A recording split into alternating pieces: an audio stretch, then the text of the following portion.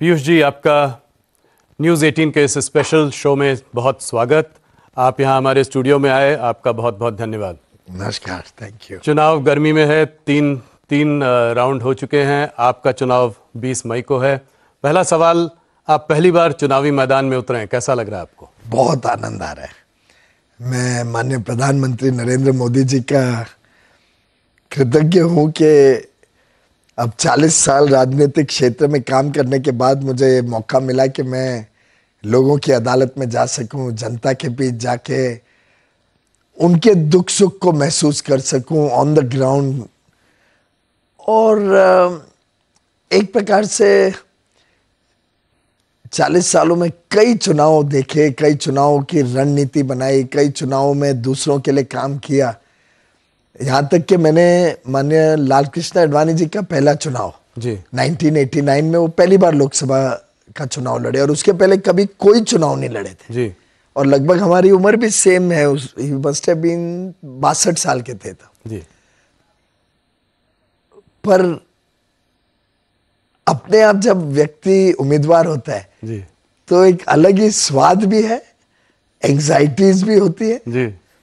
और ओवरऑल देखे तो एक मैच्योरिटी भी डेवलप होती है लोगों के बीच में जाके, उनके साथ रोजमर्रा का जीवन बिता के। महाराष्ट्र पे लौट कर आएंगे, आपके चुनाव क्षेत्र पर भी बात करेंगे, पर आप आज हमारे साथ हैं। आप नेशनल लीडर हैं, आपने बहुत मंत्रालय संभाले हैं। एक समय में तो मुझे लगता है सबसे ज़्यादा मंत्रालय आप संभाल रहे थे सरकार में। मैंने अभी अमित शाह जी का इंटरव्यू किया, उनसे पहला सवाल पूछा। मैंने कहा, ये आपका नारा था अब की बार 400 पार, तो क्या ये नारा अभी भी अपने आप में खड़ा हुआ है या गाड़ी पटरी से उतर रही है? पूरा कायम है जी।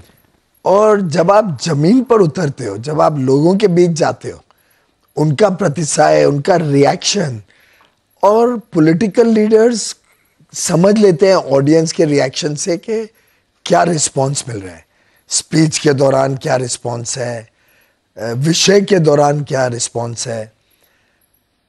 मेरा तो व्यक्तिगत मानना है कि 400 पार तो होगा ही, पर जिस प्रकार के बहुत ही भद्दे, विवादित और ओछे तौर के वक्तव्य विपक्ष कर रही है, जिस प्रकार के मुद्दों को फेक नैरेटिव्स द्वारा टर्न करने की कोशिश कर रही है, जिस प्रकार से आपसी अंदरूनी झगड़े इंडिया अलायंस में सामने आए, केरल में सीपीएम और कांग्रेस के बीच की कुश्ती, वेस्ट बंगाल में दोस्ती कर रहे हैं लेकिन वेस्ट बंगाल में टीएमसी और कांग्रेस लड़ रहे हैं।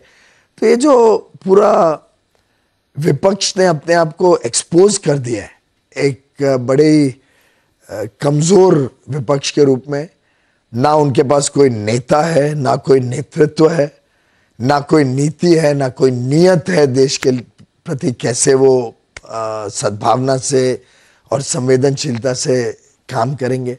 ऐसी परिस्थिति में प्रधानमंत्री नरेंद्र मोदी जी के 10 वर्ष का कार्यकाल और उनके 50 वर्ष का बेदाग सामाजिक जीवन, ये अपने आप में लोगों को प्रोत्साहित करते हैं और विश्वास दिला रहे हैं उनको कि मोदी जी ही है जो इस देश को विश्व पटल पर लेके जाएंगे।